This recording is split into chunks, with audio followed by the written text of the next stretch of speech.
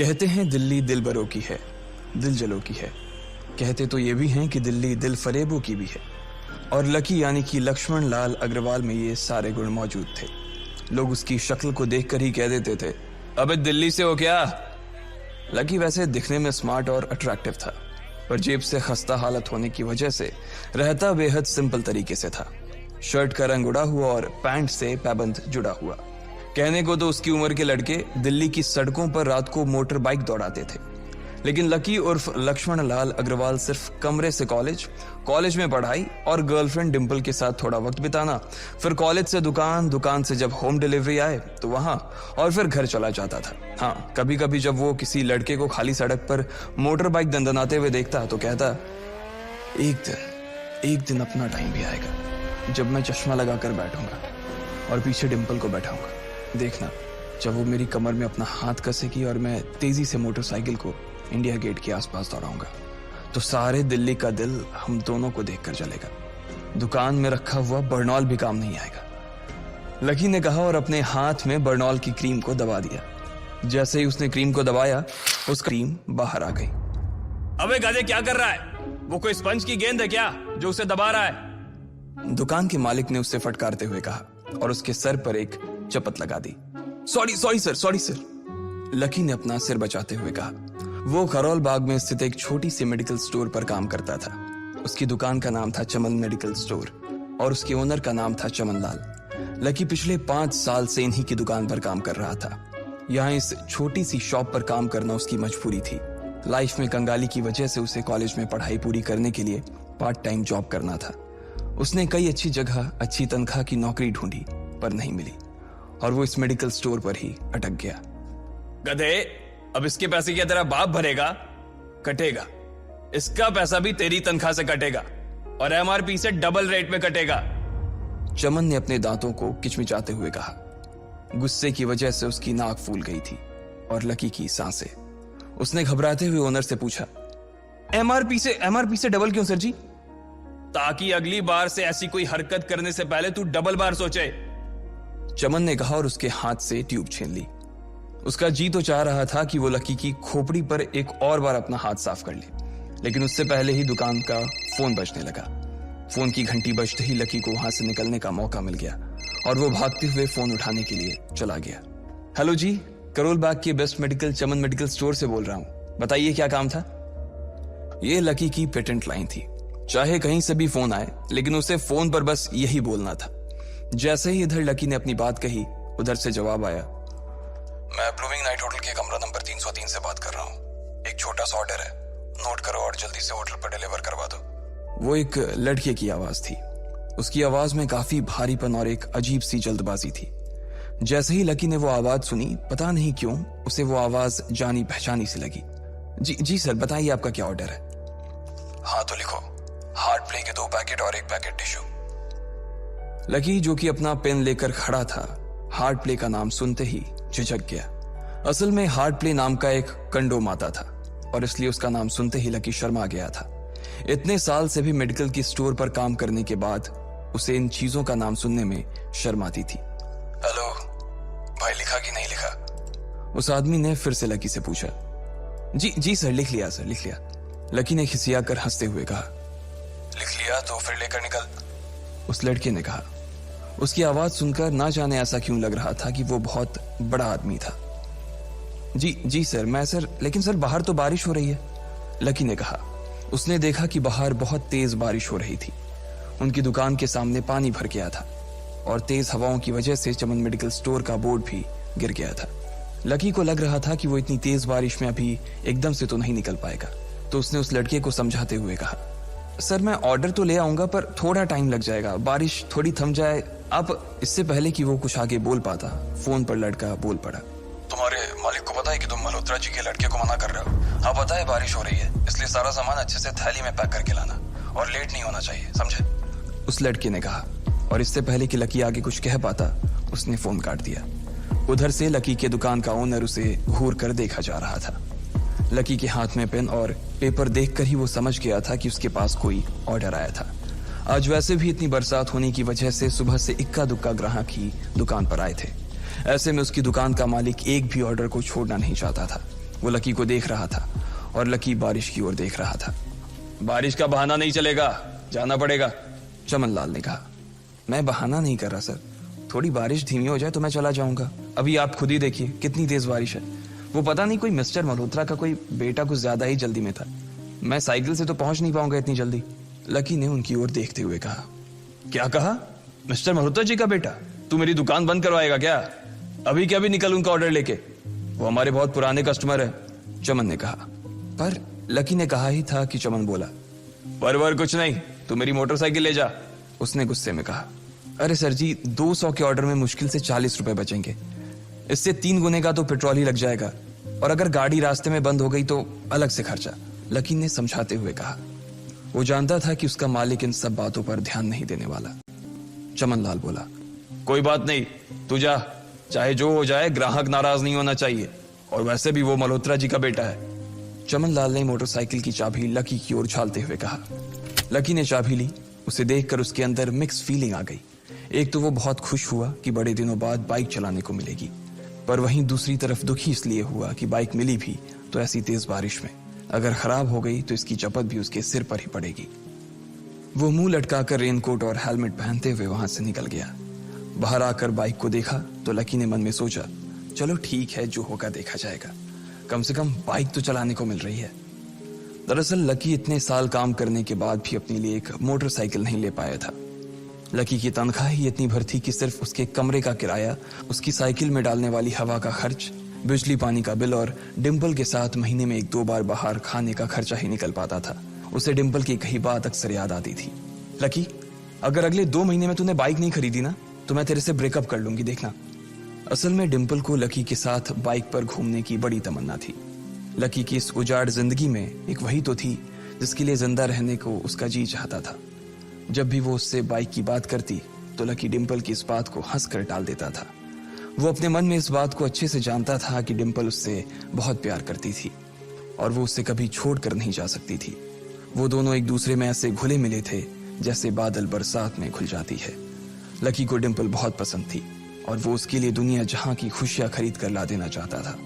वो चाहता था कि एक दिन वो डिंपल को प्लेन में बैठाए, लेकिन उसके ये सब ख्वाब इस कम तनख्वाह की नौकरी की वजह से कभी पूरे नहीं होने वाले थे। पर आज उसके पास एक मौका था।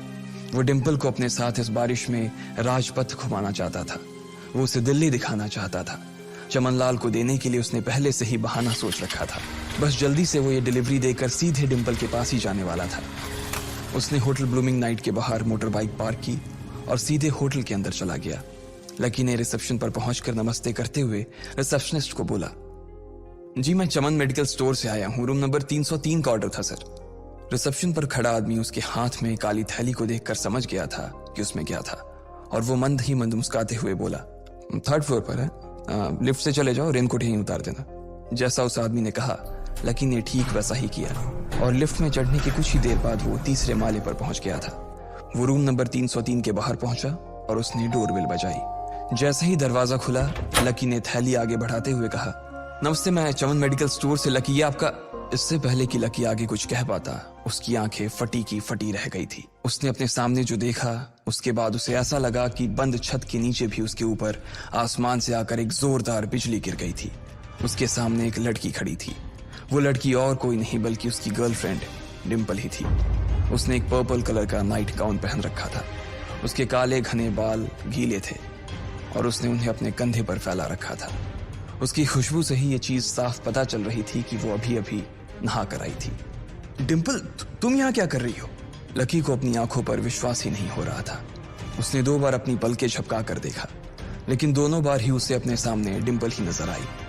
तुम यहाँ क्या मेरा पीछा करते हुए आए हो लकी? डिंपल ने उल्टा उसी के ऊपर पलटवार करते हुए कहा। लकी को देखकर उसके दिल की धड़कन भी तेज हो गई थी। उसे उम्मीद नहीं थी कि लकी यहाँ आ जाएगा। उसने ना तो सुबह से उसे फोन किया था और ना ही उसके मैसेज का कोई जवाब दिया था। वो अपने मन में सोचकर बैठी थी कि वो अगले दिन खुद ही उससे मिलकर बोल देगी कि उसकी तबीयत खराब थी। डिंपल बेबी, क्या हो गया? किससे बात कर रही हो? अचानक से एक गबरू जवान सा लड़का दरवाजे के पास आकर खड़ा हो गया था। उसने बनियान पहन रखी थी। लकी उसे पहचान गया था। साले राहुल के बच्चे, तेरी हिम्मत कैसे हुई मेरी डिंपल को हाथ लगाने की? लकी ने जैसे ही राहुल को देखा उसके तन बदन में मानो आग सी लग गई थी।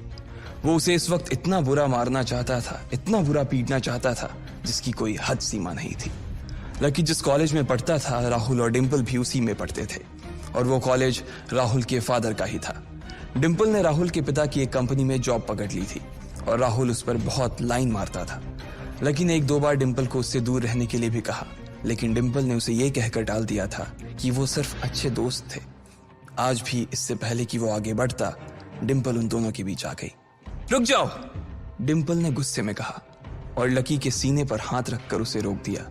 लकी लंबी सांसें ले रहा था और कुछ ही सांसों के बाद उसका गुस्सा शांत हो गया। अब डिंपल के पास भी छुपाने के लिए कुछ नहीं था, इसलिए उसने लकी से कहा, लकी, आज से तुम्हारा और मेरा ब्रेकअप। ब्रेकअप? लकी के पैरों के नीचे से जमीन खिसक गई थी। उसकी आंखें नम हो गई। लकी को उसकी बातों पर विश्वास नहीं हो रहा था। उसने डिंपल की ओर देखा और बोला, डिंपल, हम पिछले 1 साल से एक दूसरे के साथ हैं और तुम हो कि मुझसे ब्रेकअप करना चाहती हो? अरे मैं तो तुम्हारे लिए नई बाइक लेने वाला था। चल रहने दे, आज ही याद आई है तुझे बाइक की। अरे तेरे पास मुझे बाहर घुमाने के लिए, खिलाने पिलाने के लिए पैसे तो है नहीं। तू कहां से लेगा बाइक? और अगर ले भी लेगा तो उसमें पेट्रोल कहां से डलवाएगा? तेरी 8,000 रुपए महीने की नौकरी, उसमें होगा ये सब? लोग हंसते हैं मेरे ऊपर जब मैं सरोजनी में तेरे साथ घूमती हूँ। मैं ऐसी लाइफ नहीं जीना चाहती लकी। मैं तेरी तरह गरीब नहीं रहना चाहती। तूने मुझे फंसाया था, उल्लू बनाया था तूने मुझे, इसलिए मैंने राहुल से मैचअप कर लिया है। आज से यही मेरा बॉयफ्रेंड है। डिंपल ने गुस्से में कहा। अच्छा, तो बेबी ये है तुम्हारा वो बेकार सा एक्स बॉयफ्रेंड? राहुल ने पूछा और डिंपल के बगल में आकर खड़ा हो गया। फिर उसने लकी के हाथ से थैली उठाई और उसमें से हार्ड प्ले का पैकेट निकालकर उसे चिढ़ाने के लिए उसे हवा में लहराने लगा। बाप रे, इससे बदकिस्मत इंसान इस दुनिया में और कौन होगा? राहुल ने उसकी टांग खींचते हुए कहा। लकी के पास उसकी बात का कोई जवाब नहीं था। उसने गुस्से से डिंपल की ओर देखा और अपनी हाथों की मुट्ठी भींच ली। फिर वो वहां से निकल गया। अबे पैसे तो ले जा, सब कुछ फ्री में देता जाएगा क्या?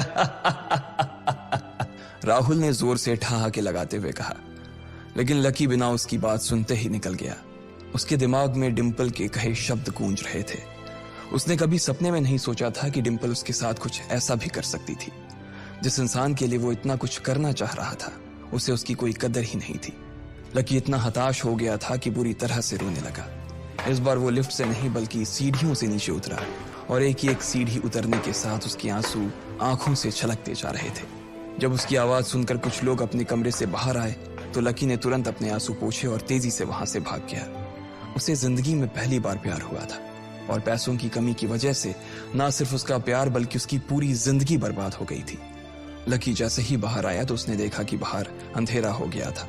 आसमान में तेज बिजली कड़की और बारिश जो थमी थी एकाएक फिर से झमाझम बरसने लगी। ये देख लकी के थमे हुए आंसू एक बार फिर से छलक गए। उसका दिल बुरी तरह से डूब चुका था, लेकिन उसे इस बात की खुशी भी हो रही थी। आखिर आज उसे डिंपल का असली चेहरा नजर आ गया था। वो तो उसके साथ घर बसाने की सोच रहा था, लेकिन अच्छा हुआ कि उसने पहले ही उसका घर बर्बाद होने से बचा लिया। लकी को दुख तो बहुत हो रहा था, पर उसे यह भी लग रहा था कि उसे आगे चलकर यही दुख उसे खुशी देने वाला था।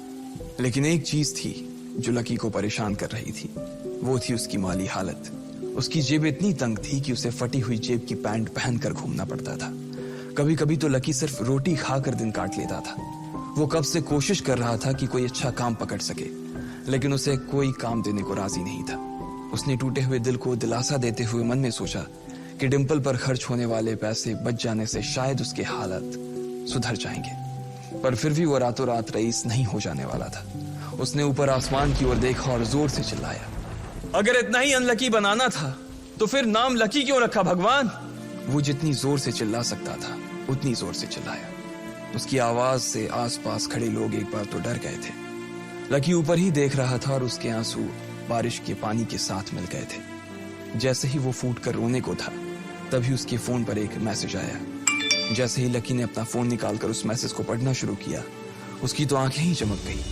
अचानक उसके आंसू हंसी में बदल गए और वो जोर जोर से वहीं सड़क पर नाचने लगा।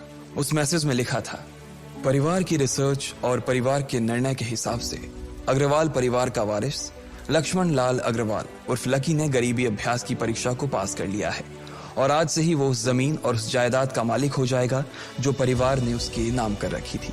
ये एक ऐसा मैसेज था आखिर कौन था लकी? क्या थी उसकी असलियत? और वो कैसे रातों रात ही अनलकी से लकी हो गया था? आपको क्या लगता है, क्या होंगे इन सभी सवालों के जवाब? कमेंट बॉक्स में कमेंट करके जरूर बताएं। और सभी सवालों के जवाब को जानने के लिए ऐसे ही कहानी सुनने के लिए हमारे चैनल को सब्सक्राइब करें। क्लोन स्टोरी, हाँ।